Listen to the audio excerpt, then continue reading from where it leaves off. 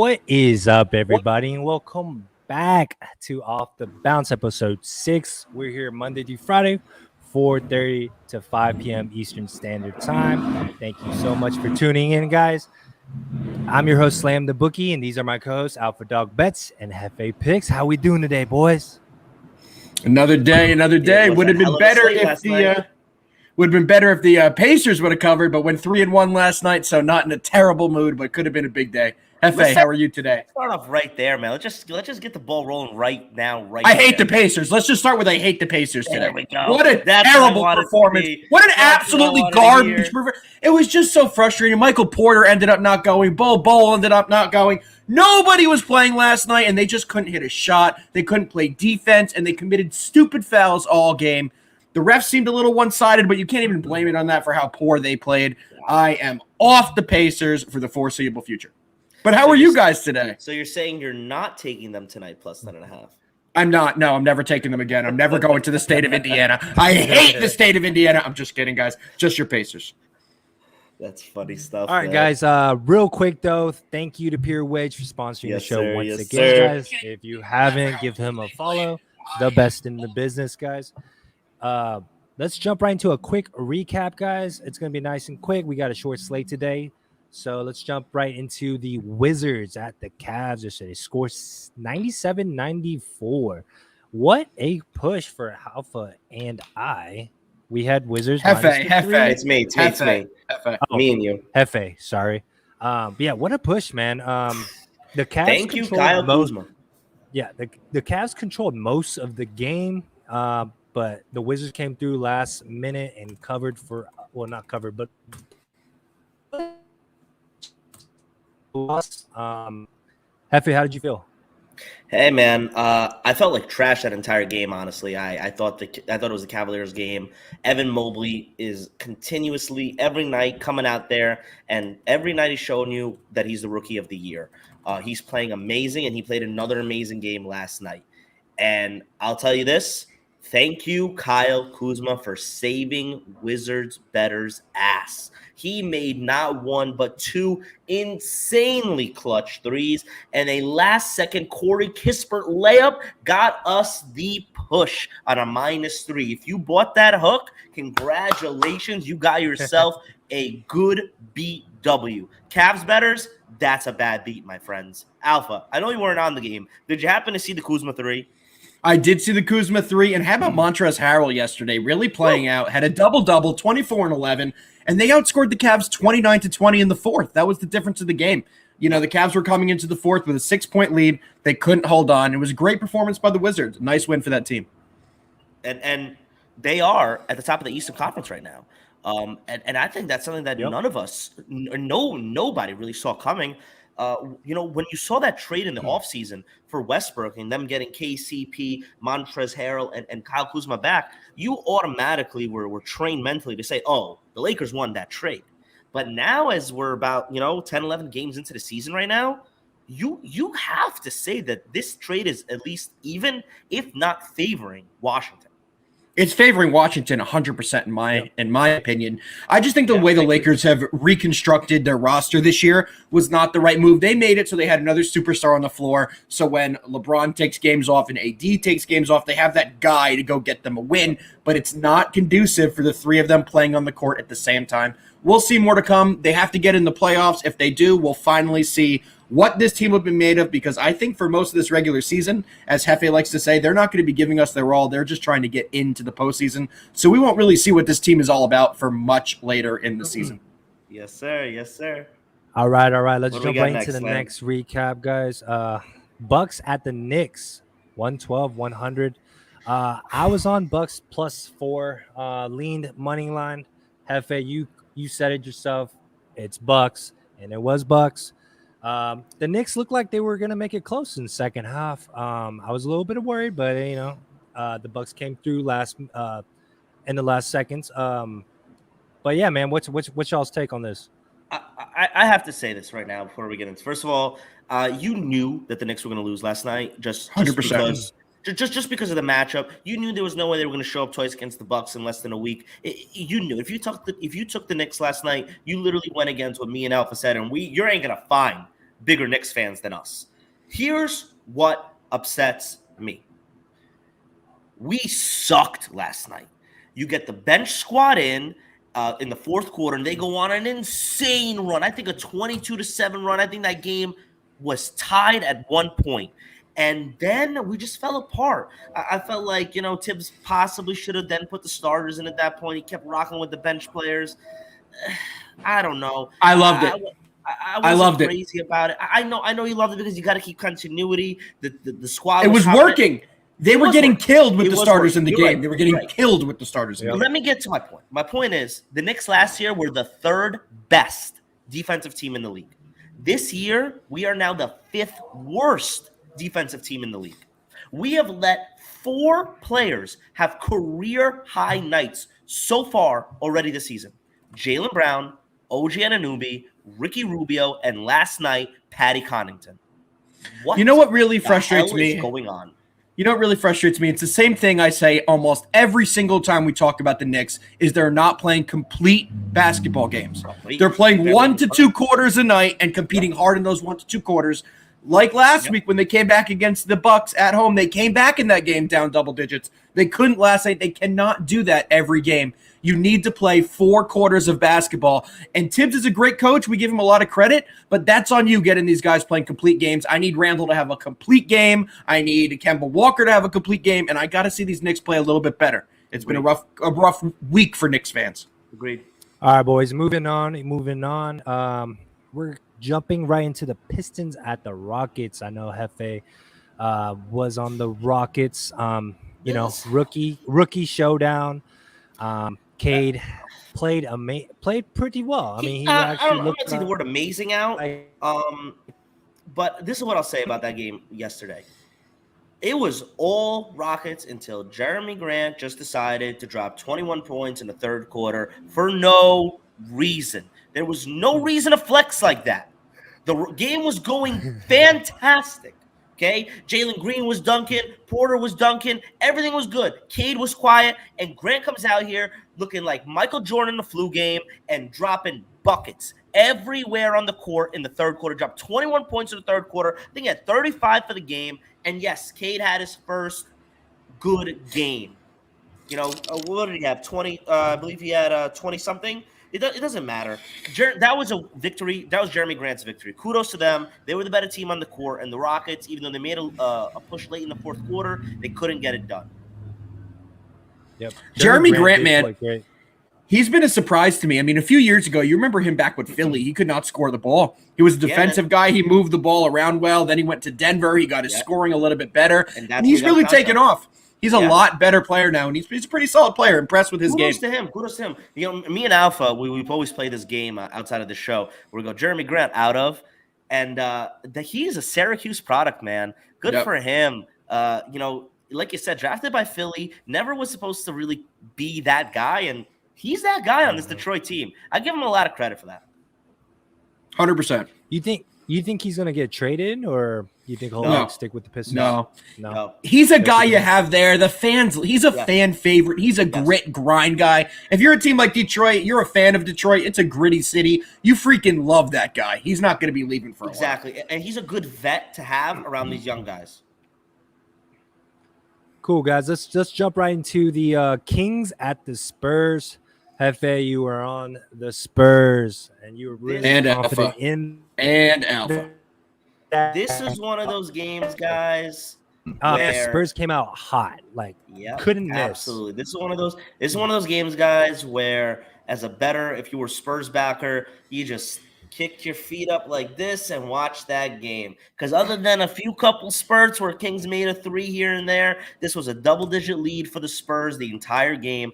Like I said before this game even started, Dejounte Murray is quietly having himself a monster year. He dropped 26 last night. He's getting no love from anybody. I'm trying to slowly look. He did 26, 7, and 6 last night.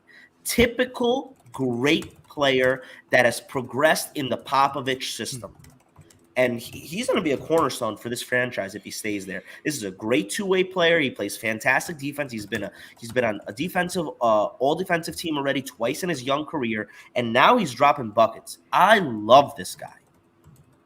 I couldn't agree more. He's a great player. I mean, this whole year he's been good. The Spurs have just played out of their mind at home in the last few games, not the whole season, but to drop 136 points, to beat the Kings by almost 20 is a fantastic performance. Even with De'Aaron Fox scoring 37 points, they were still able to win by 20 points. It's a great coach game by Popovich, and like you said, right from the get-go, you could put your feet up, have a little popcorn, maybe get a nice beer, relax, and enjoy the show because they coasted from the first quarter. You think De'Aaron Fox stays on this team the whole year? I do not. You think he's a big trade? I think he's a fantastic trade piece for somebody. They need to blow it up. I mean, the Kings, that roster is just never going to be conducive to winning. They don't have the right guys there. I think him and Buddy Hield are prime targets to go, and I think Halliburton's the better real point guard prospect 100%. For that organization. Totally agree.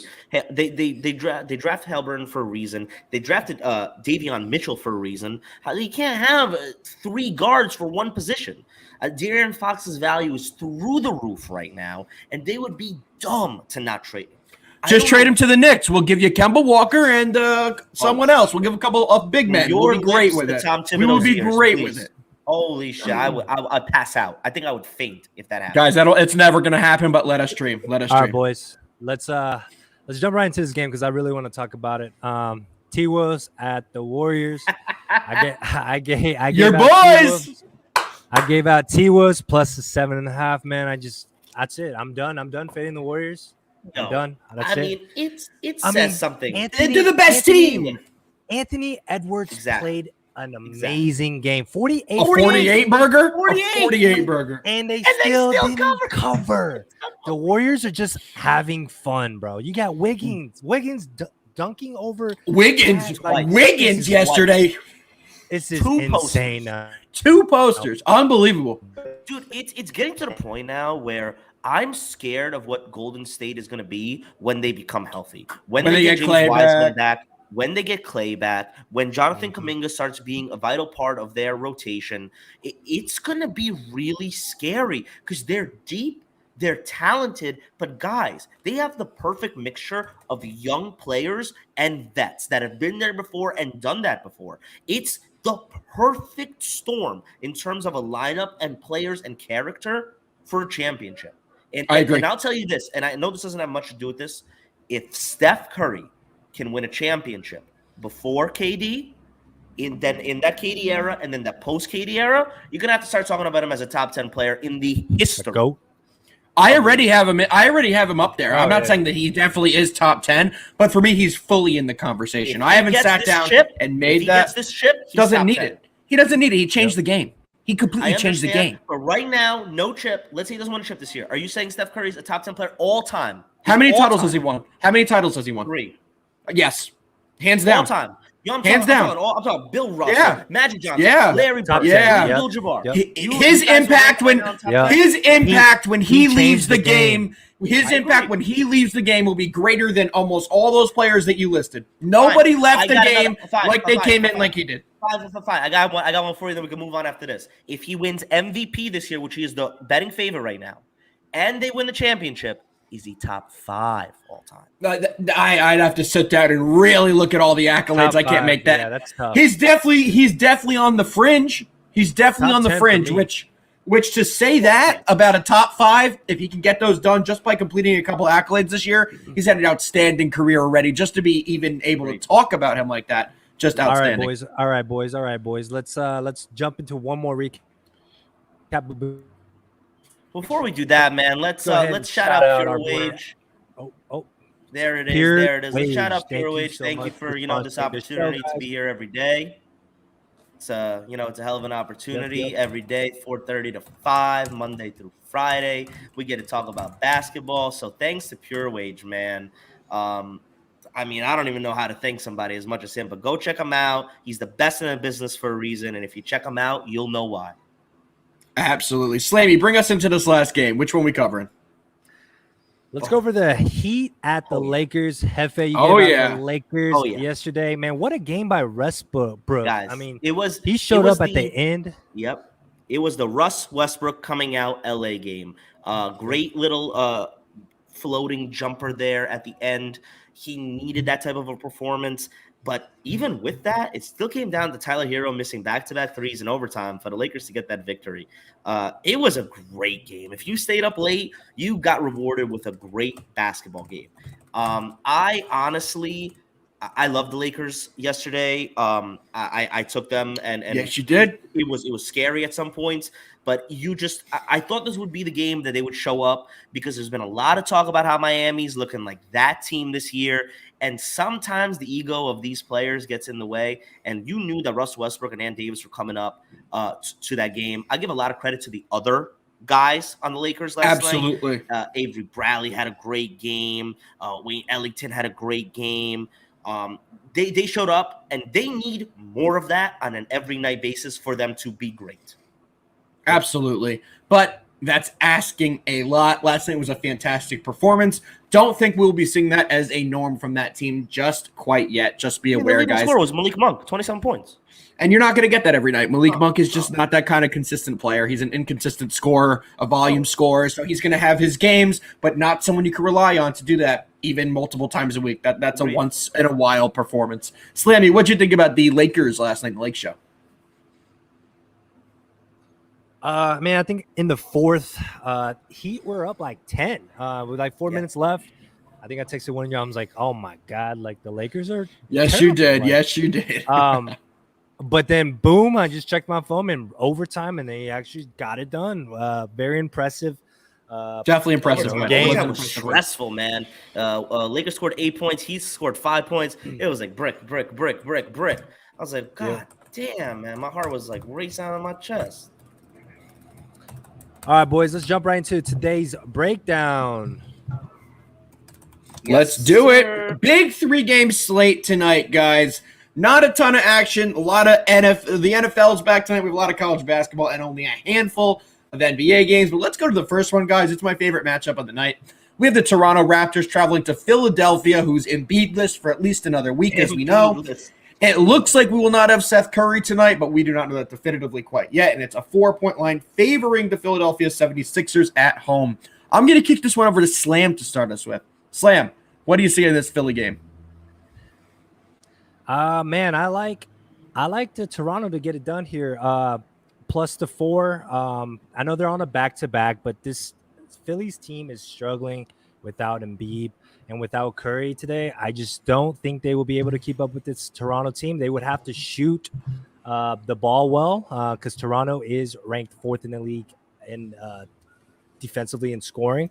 So I mean, I and the Toronto plays well on the road. I think they're 5-1 against the spread on the road. 4-1 last night. 4-1. 4-1. Yeah. Last night they lost their first game on the road, so I mean I expect them back here from them. And it's a great spot because they got like quadruple revenge against the Sixers. So I mean it's a great spot for Toronto to win this game. But I'm taking the points here plus 4. Man, what's your take, guys? If I was to pick a side, I would roll with you with Toronto. Siakam's out for Toronto. I'm reading that Tobias Harris is in for Philly.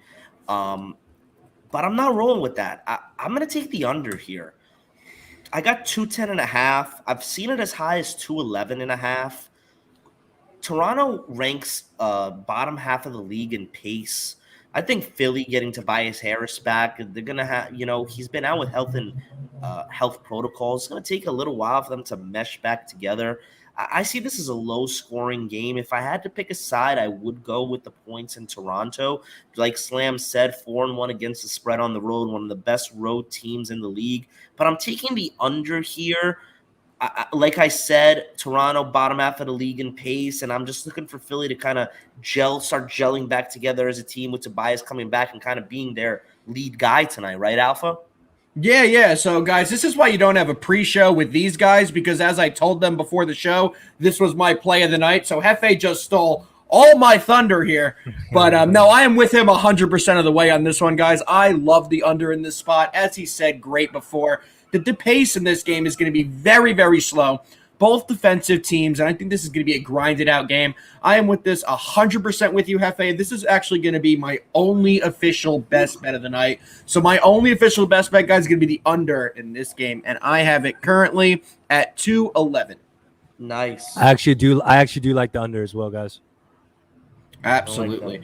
We do have a smaller slate today, guys. So we only have 3 games. Let's roll right into the second game we have on the slate. We have the worst team in the NBA, the Indiana Pacers, traveling to the Utah Jazz. Honestly, the Jazz should be getting 48 points at home, but they're only getting 10.5. I have no action on this game. I'm still hurting over the Pacers from last night, and I am not throwing my hat, Slam. Go on to your analysis of this game. Oh man, I am not ever gonna back the Pacers here. How could you, man? I just it's no game, no play for me here, guys. But I mean, the Jazz have just been playing really well. Mitchell's playing lights out this year. I just think the Pacers will struggle down low with down low in the paint. Yeah, exactly.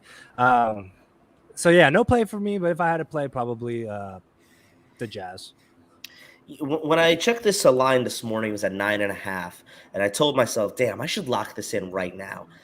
And now I look, and it's at 10.5, 11 in most places, and I'm feeling like a real dumbass because now it's untouchable. At 9.5, I would have loved this play. Then LeVert gets ruled out, and it jumps 1.5 to a point in some places. And now, like my two co-hosts just said, you can't touch this line at 10.5, 11. If you put a gun to my head, I'm taking Utah because Indiana they need to like reset or something. They got to figure it out. They got to learn how to play with all these different pieces coming together. They show up one night, then they don't show up the other. I mean, Alpha could probably tell you how pissed off he was last night. And they're going off on a back-to-back, flying from one city to the other. Utah plays so well at home. They're such a complete team, veteran team that core has been together for so long. Utah's going to win this game. I just don't know if they're going to win by 11, and that's why, like my two co-hosts said, it's a layoff game for me. And luckily, we have the next game, which is the game of the night. I have a little bit of I have a Hefe nugget on this one. Just got a little bit of injury news, guys. It's not as good as a Hefe normal nugget, but we have a little injury news. Looks like Tyler Hero and Bam are still not being ruled in or out. Just got an update that they're both true game time decisions. So for me, guys, that segues us into this game. Miami traveling to LA. The Clippers getting 5 points at home. But, guys, without knowing if they're going to have their guys in Adebayo and Hero, it's tough to make a ruling on this game. It's tough to make an official play. As Hefe likes to tell us all the time, and as he's told you guys all the time, Tyler Hero is the Energizer Bunny. He is the heart of that team. He makes them go. Without him and without the defensive presence of Adebayo, would be a very tough matchup tonight. But we don't really know. What do you think about this one, Hef? This is a tough one because I'm going to let the cat out of the bag right now. I love the Heat tonight. I love them. I love them. I love them. I'm seeing the number right now at 5.5. That number indicates to me exactly what Alpha said, that Tyler Hero and Bam Adebayo are true game time decisions. Guys, there's a difference between gambling and betting, right? Betting, you know what you're doing. You're looking at numbers, statistics, data, and stuff like that, and you're making a decision based off that. Gambling is like flipping a coin, like playing blackjack, like playing roulette. You really are just gambling. You're flipping a coin, and that's what betting on this game would be right now. If you like the Clippers tonight, you probably need to take this line right now.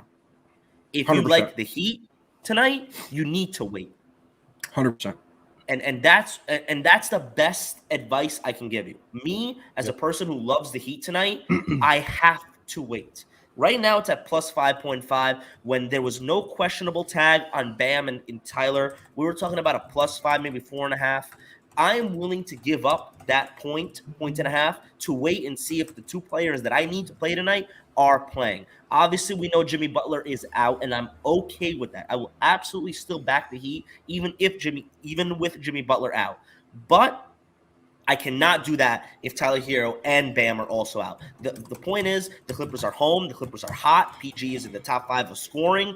Bobby Shmurda, as we like to call him, is Reggie Shmurda. Reggie Shmurda is playing his butt off finally. Luke Kennard. What's your little nickname for him there, Alpha?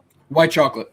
Yeah, God, man. Better respect Jason Williams better than that. But he's playing fantastic. Good. They're coming together, and still with Kawhi on the IR over there. It's a tough call, but like I just said, if you love the Heat, wait. You'll still get a lot of value. If you like the Clippers, get that line right now because it's only going to get worse for you. Personally, so what's your play? I'm on the Heat, and right now it's plus 5.5. I just gave that advice out. I'm going to wait, but I'm not gonna wait too long. If I see this number climbing down, I will not take it less than plus 5. Smart. If you're going to lean that side, I think that's the way to go. As I said, guys, I'm not making a bet on this until I get a little bit more information. If there's anything I want to do, I will post it on my page tonight for this game specifically. Yes. But, guys, we want to thank you. Today's episode is sponsored by Pure Wage, as always. He is the best in the business. Give him a follow. And, guys, those were our best bets. We want to thank you guys for coming. We are here Monday through Friday, 4:30 to 5. Slam is a little bit frozen at the moment, so I'm going to close us out for the night, guys. Thank you for joining us, and we will see you tomorrow. Let's go, Heat. Screw it, plus 5 of taking him. Plus 5.5. Best bet.